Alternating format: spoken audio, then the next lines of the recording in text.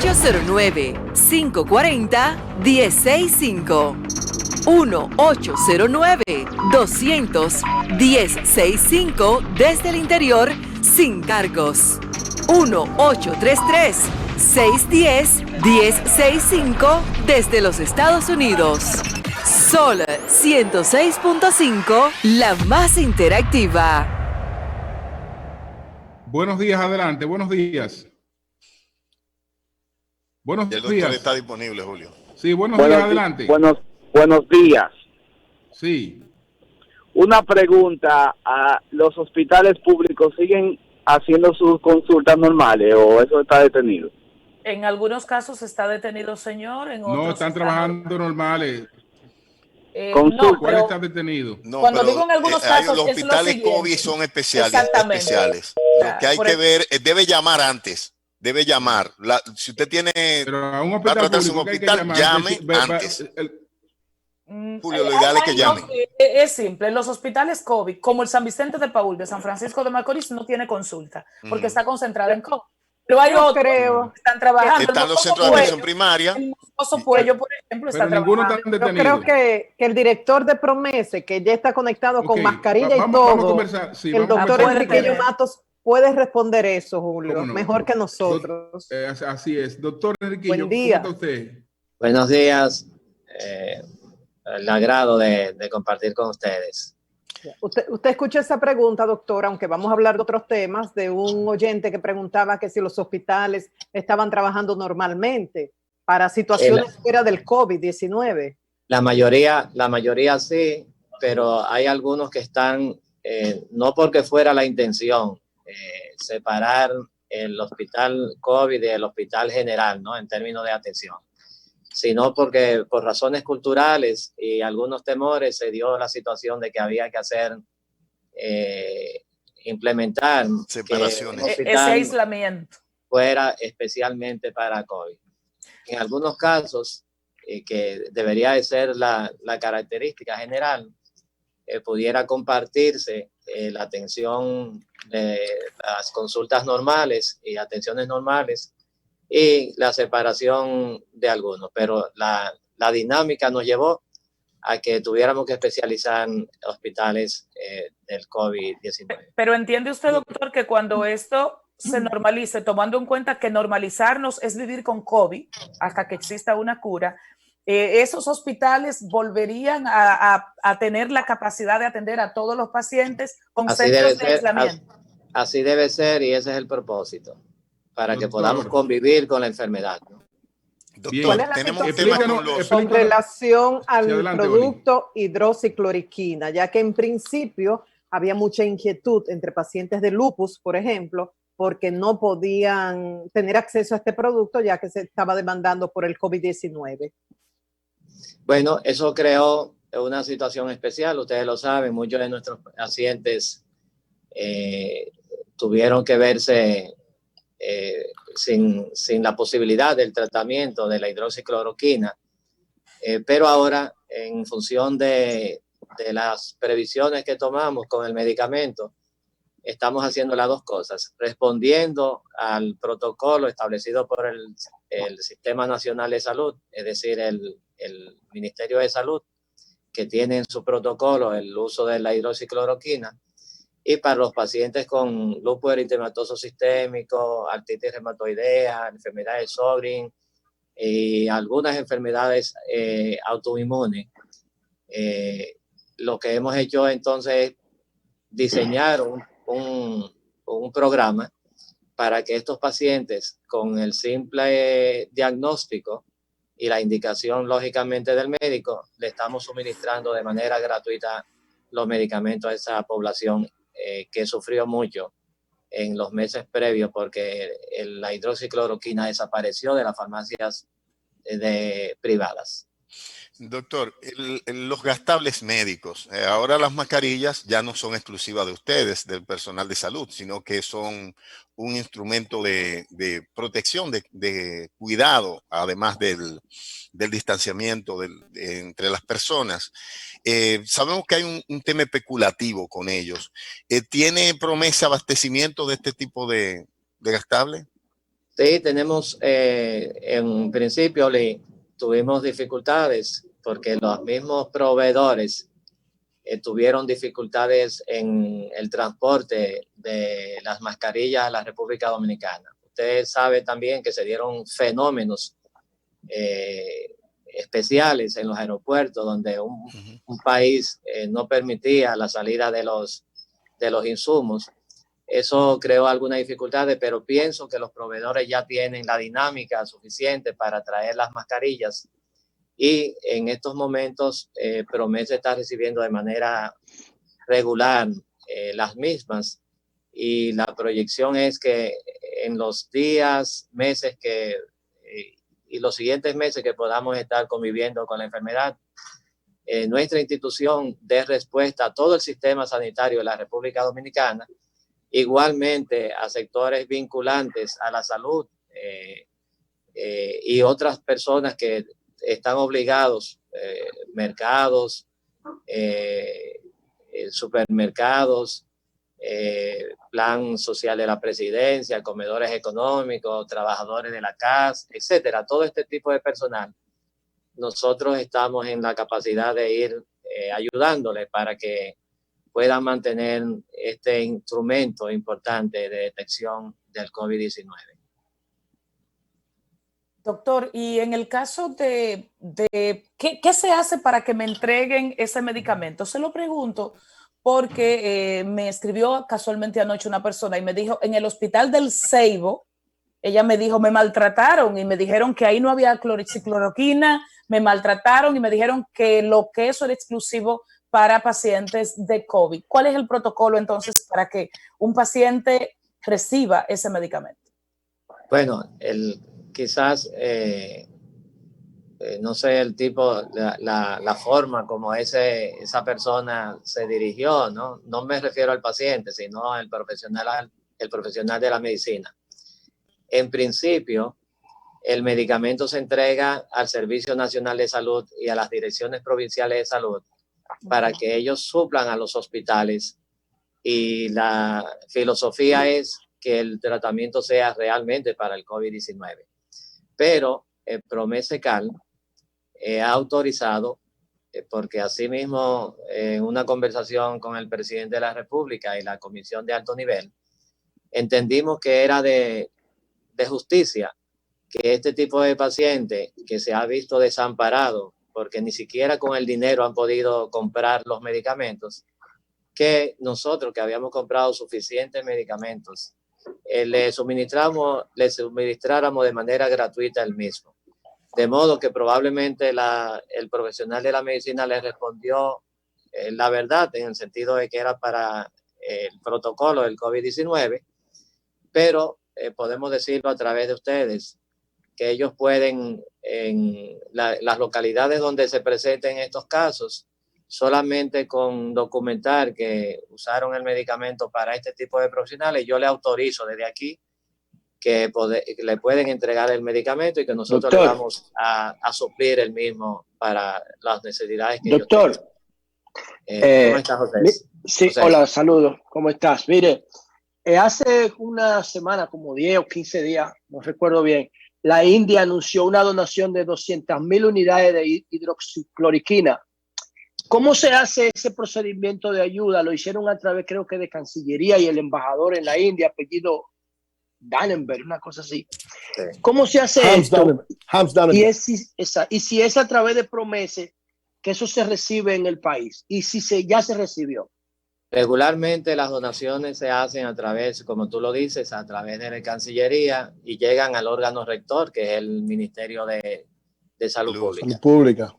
Nosotros solamente manejamos la parte para lo que estamos hechos, ¿no? Que es una central de apoyo logístico. Pero esa central de apoyo logístico no debería recibir esa donación para distribuirla y ponerla a disposición de los pacientes, o en este caso lo maneja a Salud Pública. El ministerio lo coloca en el Servicio Nacional de Salud y en los hospitales que se requieran. Pero no sé.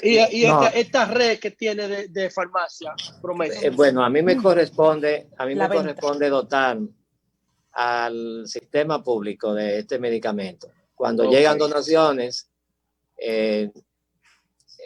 en algunos casos, cuando se necesitan los almacenes de Promesecal, nos llaman, pero solamente pasa esto no mediante administración de Promesecal.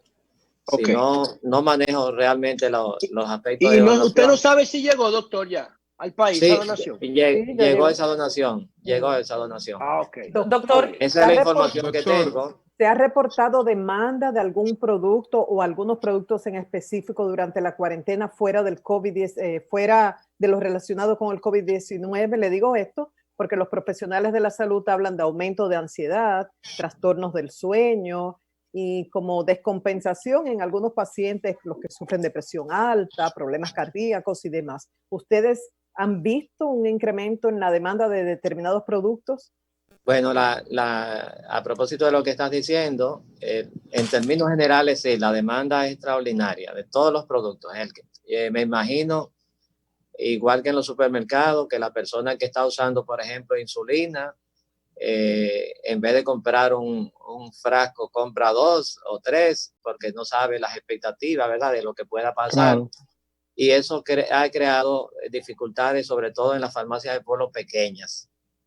Porque esas farmacias del pueblo pequeñas nuestras, cuando digo pequeñas, que no tienen una gran dimensión, no tenemos la capacidad de almacenamiento, y como solamente suplimos a las farmacias del pueblo pequeñas solamente una vez por mes, entonces ahí se presentan los desabastecimientos. En los casos de las farmacias grandes, nosotros lo que hacemos es que seguimos supliendo de manera según la demanda, y como los almacenes nuestros están, digamos que relativamente preparado para 2, 3, 4 meses de prueba de estos medicamentos. Cuando digo de los medicamentos de 2 o 3 meses, es que cuando están por debajo de los 3 meses de lo que es la demanda normal, entonces nosotros nos ponemos eso en aviso y tenemos que hacer compra de urgencia para que el mercado no se vea desabastecido de medicamentos. Doctor, ¿qué proporción de los medicamentos que gestionan Promeses son de producción local? Bueno, hay una cantidad apreciable hay una institución organizada, ¿no?, de productores nacionales, y el promedio de las ganancias de ellos en términos de licitación, es decir, que los proveedores vienen y hay un porcentaje que yo defino entre 50 al 55% del productor nacional que suple a Promesecal. Son laboratorios dominicanos certificados, es decir, eso es un apoyo a la industria local del sector farmacéutico, ¿no? Oli, que increíblemente se ha puesto en competencia. Eso. Sí, eso es un espacio, ¿no?, de la producción, manufactura y producción nacional que ha estado en competencia ya con el sector internacional. Diríamos que de las industrias, la parte farmacéutica probablemente sea la de mayor crecimiento en la República Dominicana en términos de competencia. Doctor, usted ya como médico, ¿piensa que ya hemos superado lo peor con relación al COVID-19 con las medidas que se han tomado? Yo tengo que utilizar un término, Julio, del profesor Jorge Marte, que dice que el optimismo es controlado, ¿no? Digamos que estamos optimistas, pero con mucho respeto, porque es una enfermedad que definitivamente todavía no la conocemos. Julio, vamos a abrir los teléfonos para que la gente le pregunte sobre todo. Quiero hacer una pregunta. Sí. Ahora mismo no sabemos si la inmunidad es permanente, si la inmunidad que crea el organismo es relativamente corta. No sabemos todavía, pero yo tengo la presunción de que cerca del 20, 25, 30% de la población cursa de manera asintomática, y eso es un elemento que no lo teníamos de información previa. Hablábamos del 5% probablemente. Es decir, que hablar en medicina, que es epidemiología, todo lo que es más del 10% es demasiado. Eury, contigo si y después, hablando, escúchame. Eury, doctor, usted concluye la idea. Vamos con Eury, después vamos a tomar 3 o 4 llamadas exclusivamente de teléfono. Lo que estaba diciendo. Mucha gente escribiendo que quiere. Vamos a tomar llamadas ahora. Sí. Que termine la idea, Enriquillo. Lo que estaba diciendo, que en principio pensábamos que esta era una enfermedad que la mayoría, el término de asintomático eran de un 5 o 10% lo máximo. Y cada día es más clara que los asintomáticos por esta enfermedad se acercan a entre el 25 y el 30%. Eso implica que vamos a tener mucha gente probablemente infectada, que va a estar conviviendo con nosotros, y mientras más nos exponemos a ese tipo de pacientes, probablemente los efectos cuando adquiramos la enfermedad puedan ser con mayor virulencia, y eso es un elemento que debemos tener en cuenta también. Sí, Enrique, tú decías ahorita que alrededor del 55% de los medicamentos son producidos en el país, el otro 45% es importado. No hay ninguna situación que haya afectado. Perdón, Eury, aclara algo que Enriquillo te lo puede aclarar. Aquí lo que hacen es que se ensamblan los medicamentos. Sí, pero bueno. Sí, pero eso es parte de agregar valor. Eso es agregar valor, José. ¿Me permite terminar mi idea? Los insumos de esos medicamentos siguen viniendo de la India. Así Aquí es. Lo que hace es que se ensamblan. Mira lo que él te lo está diciendo ahí. Por eso, en función de eso, lo que digo la materia prima es básicamente de China y de la India. Y de la India. Por eso, en función de eso, no hay ningún inconveniente que pueda provocar algún desabastecimiento de medicina, fruto de precisamente que una parte viene de allá y la otra parte es producida con insumos de allá. No. En principio hubo algunas limitaciones de China, ¿no? Pero siento que el flujo ya de China ha ido aflojando, creando mejores expectativas. Y en términos de la India, que en principio empezaron a tener algunas limitaciones de sus productos, ya también ha ido liberando, pero eso no implica que se siga dando las dificultades en el orden de los transportes. Es decir, que el transporte puede afectar. Vamos a tomar 2 o 3 inquietudes puntuales para el director de Promesa Cal por teléfono. Vamos ahora a poner los teléfonos y algunas inquietudes puntuales sobre medicamentos genéricos, sobre los medicamentos de Promesa. Adelante. Comunícate 809-540-1065. 1-809-200-1065 desde el interior sin cargos. 1-833-610-1065 desde los Estados Unidos. Sol 106.5, la más interactiva. Buenos días. Buenos días. Adelante. Para mí es un honor y un placer comunicarme con ustedes. 2 cosas para José La Luz.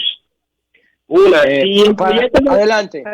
Si el Enriquillo, para Enriquillo Mato, el director de Promesa. Sí, así es. Exclusivamente preguntas para el doctor Matos. Sí, buenos días, adelante. Buenos días. Adelante, buenos días. Bueno, Julio. Julio, sí. Bueno, al doctor preguntarle sobre el anticoagulante, por ejemplo, la aspirina con el Notropil, que es un oxigenante, y preguntarle a Eury que si el africano sí hablaba con Dios, que ponían ahí en el estadio que ella reuniera los cuartos y llevárselo a Danilo. Sí, eso también. Solo para pero deja ese africano quieto. Vámonos con el doctor Enriquillo Matos. ¿Cómo es que se llamaba? Que se me olvidó, el jodido africano. No, pero está bien. Vamos con el Tibi Joshua, José. Tibi Joshua, ese charlatán, embaucador, ladrón. Adelante.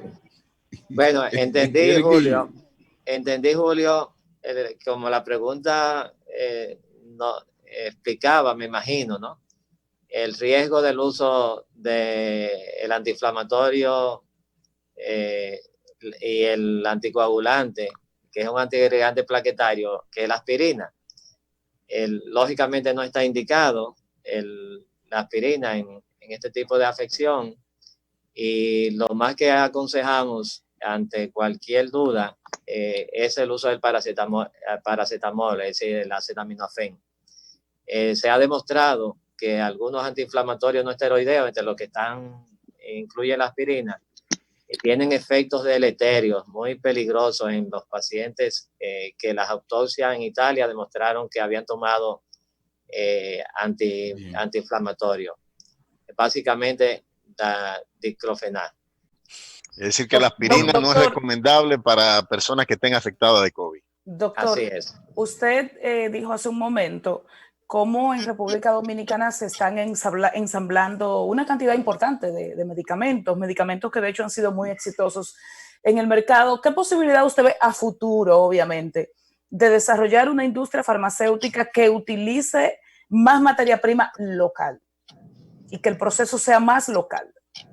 Bueno, yo no soy un experto en esa investigación parte. Y desarrollo. Aquí no se investiga ni se desarrolla nada. Pero lo que usted hay que invertir mucho cuarto. Pero Centroamérica tiene un gran negocio de exportación utilizando solo el ensamblaje. Sí, pero a ver, valor agregado. Pero dejen al doctor responder, porque se la pregunté a él, que yo sé que no es experto en el tema, pero está vinculado, es médico y maneja una red de farmacias públicas importante. Lo que sí puede darnos algún nivel de información es que casi todos los países del mundo, incluyendo Estados Unidos, siguen siendo muy dependientes de la materia prima de Asia. De China y la India. Y de la India. Es decir, si ellos aún así, con toda la tecnología, siguen siendo dependientes. Y con la inversión. Israel incluso. Israel importa. Bueno, doctor, una pregunta, doctor. Yo quiero hablar con el experto en salud, Enriquillo Mate, una persona que admiro muchísimo. Doctor, ¿cuál es la perspectiva de la crisis en términos de cuarentena, de toque de queda, de aislamiento, de uso obligatorio de mascarilla? ¿Cómo usted ve los días por venir en la República Dominicana en términos sanitarios, después que pase el pico de esta crisis? Yo creo que lo que hemos estado viendo, independientemente del número de pruebas que se estén haciendo, luce que la enfermedad, por alguna razón, va a ir cediendo en la República Dominicana. Eso no significa que no se van a estar presentando, sobre todo cuando no estemos respetando las medidas que deben ser ya culturales en la República Dominicana. Lo que hizo el peregrino. Cuando mantengamos la distancia social,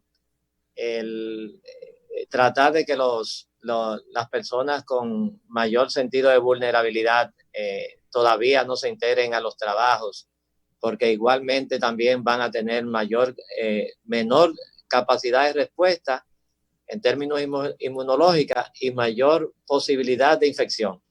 De modo que si logramos la cultura de garantizar que podamos estar separados, juntos pero separados, como dicen, de 1,5 metros, 2 metros, que podamos utilizar cuando sintamos que podríamos estar afectados, estamos tosiendo, el uso de mascarilla, el cambio de los saludos no tan afectuosos como estamos acostumbrados con muchos. Yo no le doy la mano a nadie más nunca en mi vida ya.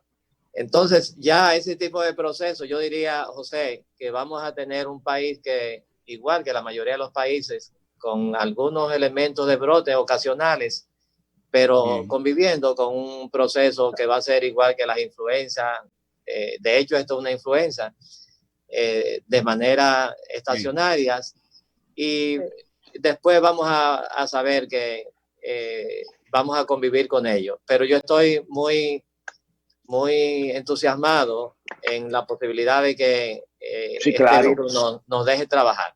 Pero lo que usted dijo hace unos minutos, doctor. Bueno, vamos a terminar para que no nos coincida con la rueda de prensa. Brevemente, de que el 30% es asintomático, y eso quiere decir que podríamos contagiarnos con una mayor virulencia. Usted dijo eso. Entonces, cuando salgamos, uno no puede estar expuesto a personas contagiadas asintomáticas y que entonces surja un nuevo brote y con mayor virulencia, como utilizando sus palabras. Eso no puede ser. Lo que estamos diciendo, María Elena, es que en en los casos de personas asintomáticas, por ejemplo, José tiene un hijo y ese hijo convive mucho con José, él es asintomático, José no se da cuenta, lógicamente, que su hijo padece la enfermedad, y eso conlleva que al no ser sintomático, José se vaya a sobreexponer con mayor cantidad del virus, ¿no? Y eso le hace una gran carga viral. Bien. Exactamente. Bueno, gracias, doctor Enriquillo Matos, director de Promesa ECAL. Gracias, doctor. Gracias. Muchas gracias, muy amable. Gracias. Bien. Vamos a la pausa y estamos pendientes del inicio de la rueda de prensa del ministro en el día de hoy, del ministro de Salud Pública. Cambio y fuera. El sol de la mañana.